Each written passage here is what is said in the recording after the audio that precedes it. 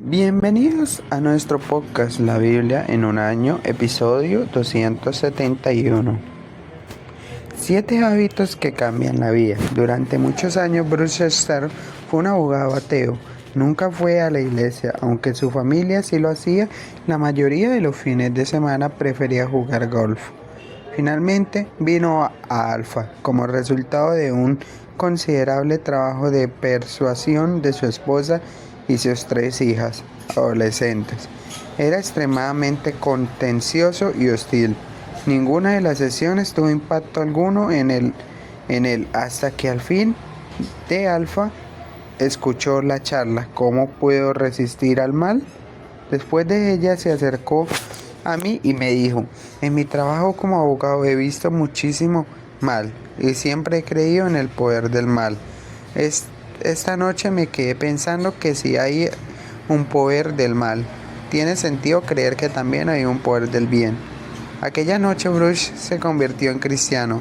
Desde entonces ha sido un miembro comprometido de la iglesia con un ministerio muy poderoso y eficaz que afecta la vida de cientos de personas. Luchamos contra los males mundiales del terrorismo, el surgimiento del Daesh, la trágica situación de los refugiados, los acontecimientos en Siria, virus como el Zika, el hambre, la pobreza, la destrucción del medio ambiente, los gobiernos corruptos y sin número de otros asuntos nacionales, locales e internacionales. También enfrentamos luchas contra el mal en nuestra propia vida, la tentación del pecado y la adicción.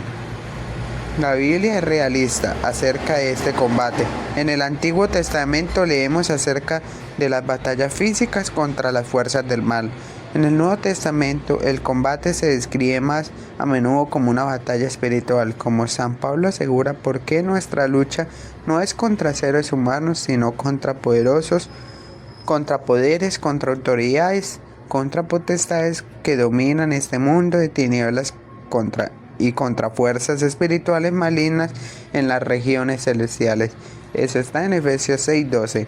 Los pasajes de hoy nos muestran que la batalla es ganada por el poder victorioso del Señor. Ahora vamos a leer Salmos 114 del 1 al 8. Tiembla la tierra ante Dios. La vamos a leer en la PET. Cuando Israel salió de Egipto y Jacob dejó ese país de habla extraña, Judá se convirtió en el santuario de Dios.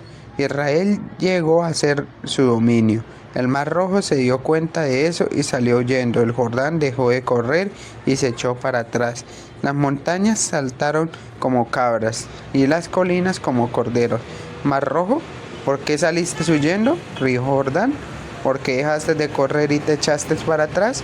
Montañas, ¿por qué saltaron como cabras? Colinas, ¿por qué saltaron como corderos?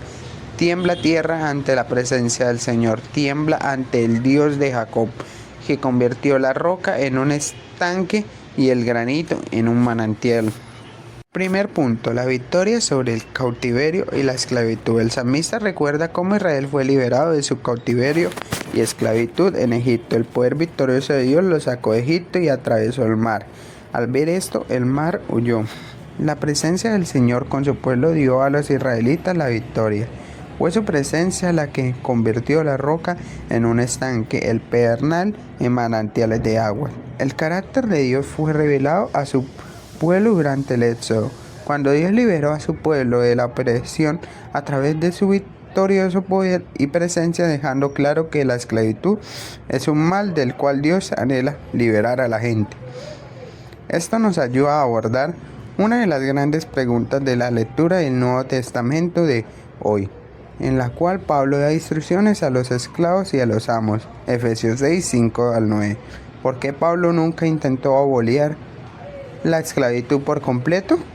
Tenemos que recordar que en aquellos días los cristianos eran una pequeña minoría, perseguida y no estaban en condición de poner fin a aquello que era una institución universal en el mundo antiguo. Solamente el Imperio Romano, unos 60 millones de personas, un alto porcentaje de la población, eran esclavos. Como escribe F.F. Bruce, era mejor exponer claramente los principios del Evangelio. Ya no hay esclavo ni libre en Cristo Jesús. Eso está en Gálatas 3 al 28. Y dejar que tuviera su propio efecto a su debido tiempo en aquella inicua institución. Dios quiere liberar a la gente tanto de la servidumbre literalmente hablando como de la presión experimentada por los esclavos modernos, así como de nuestra esclavitud al pecado y a las condiciones, como la dependencia al alcohol, al trabajo, al comer en exceso y a las drogas y al sexo. Y en el futuro, cuando Jesús regrese con poder victorioso, Dios liberará a todos de toda clase de esclavitud. Vamos a hacer una pequeña oración. Señor, gracias porque me has liberado por tu presencia conmigo y porque convertiste las piedras en un estanque y la roca dura en un manantiales de agua a través de tu Santo Espíritu que mora en mí. Vamos a leer Efesios 6 del 1 al 24. Efesios 6 del 1 al 24 dice así: relación entre padres e hijos, en la PDT. Hijos, obedezcan a sus padres como lo manda el Señor, porque esto es justo. Respeta a tu papá y a tu mamá. Ese es el primer mandamiento que está acompañado por una promesa. Así te irá bien en todo y tendrás larga vida en la tierra. Padres, no hagan enojar a sus hijos, sino edúquenlo con la disciplina y la enseñanza del Señor.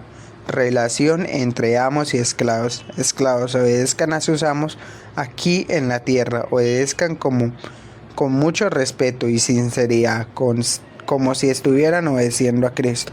No trabajen solo cuando los estén vigilando, sino como esclavos de Cristo, cumpliendo la voluntad de Dios de todo corazón. Hagan su trabajo de buena gana, como si estuvieran sirviendo al Señor y no a los seres humanos. Recuerden que cuando uno hace algo bueno, recibe recompensa del Señor, no importa si uno es esclavo o es libre. Ustedes amos, traten bien a sus esclavos y no los amenacen, pues recuerden que su amo y el de ellos está en el cielo, y él trata a todos por igual. La armadura de Dios. Finalmente, confíen en el gran poder del Señor para fortalecerse. Protéjanse contra los engaños del diablo con toda la armadura que les da Dios. Nuestra lucha no es contra seres humanos, sino contra gobernantes, contra autoridades, contra poderes de este mundo oscuro y contra fuerzas espirituales malignas del cielo. Por esa razón, vístanse con toda la armadura de Dios. Así soportarán con firmeza cuando llegue el día del ataque de Satanás, y después de haber luchado mucho todavía podrán resistir. Entonces manténganse firmes, pónganse en el cinturón de la verdad y protéjanse con la coraza de la justicia. Prepárense poniéndose el calzado y anunciar las buenas noticias de la paz. Pero sobre todo, tomen el escudo de la fe para detener las flechas encendidas del maligno. Utilicen la salvación como casco protector. Tomen la espada del Espíritu, que es la palabra de Dios. Oren y pidan siempre con la ayuda del Espíritu. Manténganse alerta y no dejen de orar por todo el pueblo santo. Oren también por mí, para que yo tenga valor cuando esté anunciando la buena noticia y que los que escuchen puedan entender el plan secreto de Dios. Mi trabajo es ser delegado de Dios para anunciar su mensaje, y por eso estoy preso. Oren a Dios para que yo diga ese mensaje como debo hacerlo sin miedo. Saludos finales. Les envío al estimado hermano Tíquico, fiel ayudante en el Señor, quien les contará todo acerca de mi situación. Envío a Tíquico porque quiero que sepan cómo estoy y para que los anime. Hermanos, que la paz, el amor y la fe de Dios Padre y de nuestro Señor Jesucristo estén siempre con ustedes. Que Dios bendiga en abundancia a los que aman profundamente a nuestro Señor Jesucristo. Segundo punto, la victoria sobre los planes del demonio. Nuestras batallas es contra triple alianza, escribió Rainiero Costalmesa. El mundo, la carne y el demonio, el enemigo alrededor de nosotros, el enemigo dentro de nosotros y el enemigo sobre nosotros. Confiar en el poder victorioso de Dios no significa que seamos pasivos o inactivos. Pablo insiste en que para ganar la batalla necesitas asumir la responsabilidad de tu vida y fortalecer con el gran poder del Señor. Tenemos que tomar medidas. Pablo usa frases como pónganse, resistir hasta el fin y manténganse firmes. Se activó reemplazando malos hábitos por buenos. Pablo describe 7 hábitos que cambian la vida que debes adoptar. Enfócate en la verdad de Jesús. Ceñidos con el cinturón de la verdad. Concéntrate en la verdad del corazón. La transparencia y la autenticidad son lo opuesto a la hipocresía. También necesitamos enfocarnos en la verdad de la doctrina como es revelada en la Escritura. Ambos son personificados en Jesús, quien dijo: yo soy la verdad. Juan 14:6. Segundo, no tengas cuentas pendientes, protegidos por la coraza de justicia. Efesios 6:14. Jesús murió para que puedas tener la justicia de Dios. Cuando falles, levántate rápidamente, mantén una relación correcta con Dios y con los demás. Tercero, participa activamente, calzados con la disposición de proclamar el Evangelio de la paz.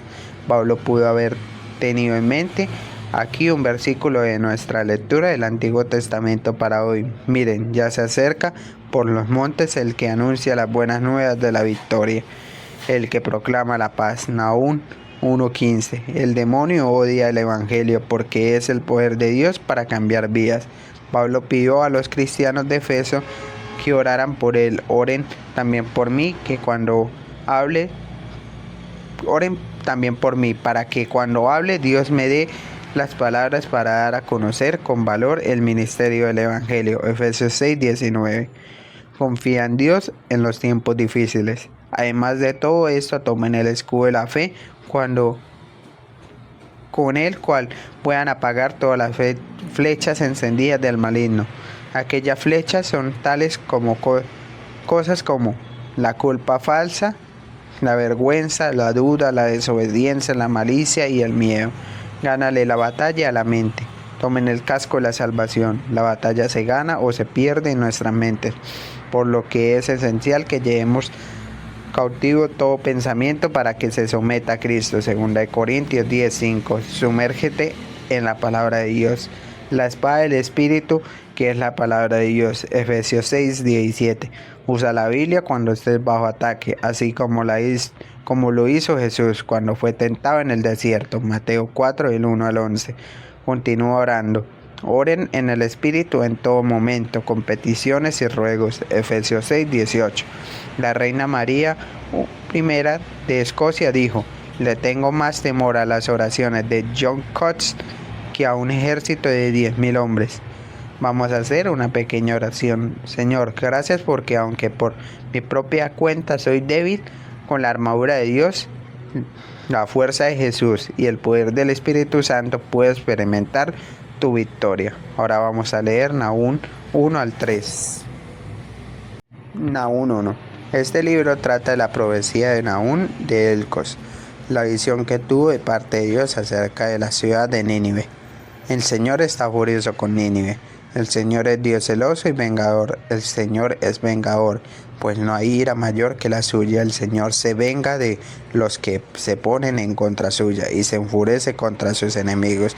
El Señor no se enoja con facilidad y también es muy fuerte. El Señor no dejará sin castigo al culpable. Anda entre los torbellinos y tormentas de arena. Las nubes son el polvo de sus pies. Regaña al mar y éste se seca. Hace evaporar todos los ríos. El Basán y el Carmelo se resecan. Las flores del Líbano se marchitan. Ante él tiemblan las montañas y se derriten los montes. El mundo entero y cada uno de los que habitan tiemblan ante él. ¿Quién podrá enfrentársele cuando se enfurece? ¿Quién podrá soportar el calor de su furia? Su ira se esparce como el fuego, y todas las rocas son destruidas a su paso. El Señor es bueno para quienes esperan en Él, el refugio en tiempos difíciles y protector de los que acuden a Él. Y en medio de la gran inundación, Dios arrasa con la hostilidad, y Él persigue a sus enemigos hasta que mueran en la oscuridad. ¿Qué hacen algunos tramando planes contra el Señor? Él desbarata esos planes y se asegura de que no surja nuevamente la hostilidad. Aunque sean como espinos enredados y borrachos saturados de licor, ellos serán consumidos como paja seca. Ya se ha ido él, el que pensó hacerle mal al Señor, el que aconsejó la maldad. Esto dice el Señor: aunque ahora los asirios estén sanos y sean muchos, de todas maneras serán cortados y desaparecerán. Judá, te he hecho sufrir, pero no te haré sufrir más. Destrozaré el yugo que pesa sobre ti, romperé las ataduras que te aprisionan. Pero en cuanto a ti, rey de Nínive, el Señor ha dado esta orden: no tendrás descendientes, destruiré todo ídolo y toda estatua que haya en el templo de tus dioses. Te tendré lista la tumba, porque no vales nada. De las montañas viene un mensajero que trae buenas noticias, que proclama paz. Judá celebra tus festivales, cumple a Dios tus promesas, pues aquel perverso nunca más te atacará, será completamente destruido. Nahum 2. Nínive será destruido.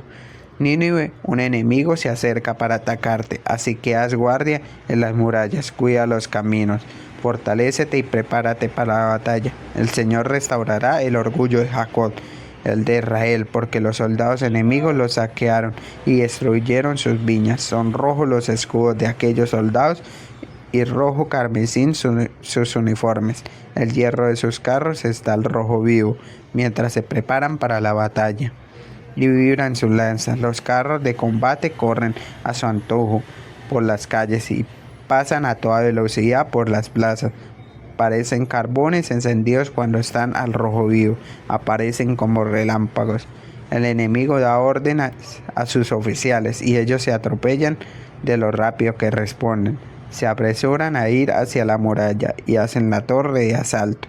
Son abiertas las compuertas que detienen los ríos, y de modo que el palacio es destruido. A la reina la llevan cautiva y a los soldados sacan a sus servidores. Su llanto es tan triste como el de las palomas, se dan golpes de pecho. Nínive es como un estanque que se desocupa rápidamente. Les gritan: alto, deténgase, pero nadie hace caso. Agarren la plata, tomen el oro. No hay límite a los tesoros que saquear, ni a la abundancia de objetos preciosos. Ahora está desolada, destruida, devastada. El corazón de la gente se derrite de miedo, las rodillas tiemblan de temor, se siente un vacío en el estómago y las caras palidecen. ¿Qué se hizo ahora? La que se consideraba la cueva del león. El león, la leona y sus cachorros vivían allí sin ningún temor. El león mataba a su presa para alimentar a las leonas y a sus cachorros. Llenaba de presa su cueva y de carne desgarrada su guarida. El Señor Todopoderoso dice: aquí estoy en tu contra. Voy a prender fuego a tus carros de combate y los dejaré hechos humo. Mataré a espada a tus cachorros. No volverás a salir a cazar a nadie en la tierra. Nadie escuchará de nuevo las noticias de tus mensajeros. Nahum 3. Malas noticias para Nínive. Pobre de ti, ciudad asesina. No eres más que una mentira. Estás llena de rapiña y nunca estás sin presa. Se pueden escuchar los sonidos de látigos, de ruedas y caballos al galope, en sus carros saltando tras ellos. Ataca la caballería, brillan las espadas, resplandecen las lanzas. Hay montones de muertos, muchos cadáveres innumerables. Hay tantos muertos que la gente tropieza con ellos. Todo eso sucedió por culpa de esa prostituta, la bruja hermosa y seductora, que con sus seducciones esclavizó naciones y con sus conjuros pueblos enteros. El Señor Todopoderoso dice: estoy en contra tuya, te voy a levantar las faldas hasta la cara. Le mostraré a las naciones tu desnudez y a los reinos tu deshonra. Echaré cosas asquerosas sobre ti. Te trataré mal para que todos se burlen. Desde ese momento todo el que te vea huirá de ti. Dirán: Nínive, estás en ruina. ¿Quién llorará por ella? ¿Dónde encontrarán a alguien que la consuele? Te crees mejor que Tebas, la del río Nilo. Tebas también tenía agua a su alrededor y la usaba para protegerse de sus enemigos. Cus y Egipto la protegieron con su inmenso poder. También Fut y Libia le dieron su apoyo. Pero así y todo, Tebas fue desterrada y sus habitantes fueron llevados cautivos. En cada esquina sus niños pequeños fueron estrellados. Sobre su gente importante echaron suerte. Sus grandes personajes fueron encadenados. Así también tú te emborracharás, tratarás de esconderte buscando refugio de tu enemigo. Todas tus fortalezas serán como árboles de higos, que cuando están cargados de higos bien maduros, llega alguien, sacude el árbol y los higos caen derecho en su boca. Tus tropas han perdido su espíritu de lucha. Las puertas del país están abiertas de par en par para tus enemigos. El fuego ha destruido las barras que las mantienen cerradas. Abastece agua para resistir el asedio. Refuerza tus defensas, mete en el barro, písalo y toma el molde para hacer ladrillos. Puedes hacer todo esto y aún así serás consumida por el fuego, y la espada te matará. El fuego te devorará como langostas que vienen y devoran todo a su paso. Reprodúcete tanto como las langostas, reprodúcete tanto como los saltamontes. Aumenta tus negociantes más que las estrellas en el cielo. Como langostas se comerán todo y después se irán. Tus gobernantes son también como langostas. Tus funcionarios son como insectos que acompañan en las paredes en un día frío, pero cuando sale el sol vuelan y nadie sabe para dónde se fueron. Rey de Asiria, tus pastores están muertos, tu gente importante se fue a descansar, tu pueblo está esparcido por las montañas y no hay quien lo vuelva a juntar. No hay forma de curar tu fractura, tu herida es incurable. Se alegra todo el que oye las noticias de tu destrucción, pues ¿quién no sufrió tu crueldad sin límites? Tercer punto, la victoria sobre las fuerzas del mal. Todos pasamos por tiempos difíciles. Jesús nos dijo que no nos dejáramos sorprender por los problemas. Juan 16:33. Pero se nos promete que seremos más que vencedores en Cristo, quien nos ama. Romanos 8:37. Reconfórtate con las promesas que Dios hizo a su pueblo en aquel entonces, las cuales hoy todavía son aplicables a nosotros. El Señor es bueno, un refugio seguro cuando llegan dificultades. Él está cerca de los que confían en Él. Nahum 1:7. Los imperios van y vienen. Por ejemplo, el Imperio Británico dominó el mundo durante un tiempo, pero nunca lo ha vuelto a hacer. Del mismo modo, el Imperio Romano y todos los otros imperios han venido y se han ido. El Imperio Asirio dominaba el mundo y parecía invencible para la época en que Nahum escribía. Sin embargo, en 612 a.C., poco después que el libro de Nahum fuera escrito, Nínive, la capital orgullosa del Imperio Asirio, cayó en manos de los babilonios y medos. Nahum asegura al pueblo de Dios en aquel momento cercano por fuerzas poderosas que Dios está al mando y ningún poder en la tierra puede prevalecer contra él. Ted Menses dijo: no admires ni te intimides por este enemigo. Van a ser juzgados con la misma medida que se nos aplicó a nosotros. El mal de Nínive se describe en el capítulo 3. ¿Qué aflicción le espera a Nínive, la ciudad de crímenes y mentiras? Está saturada de riquezas y nunca le faltan víctimas. Ella le enseñó toda su magia y hechizo a la gente por todas sus partes.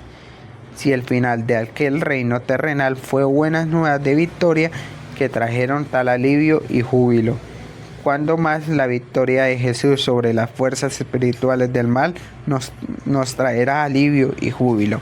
Nosotros como cristianos todavía estamos rodeados de enemigos en la forma del mundo, la carne y el demonio, pero con Dios de nuestro lado sabemos que finalmente veremos su poder victorioso.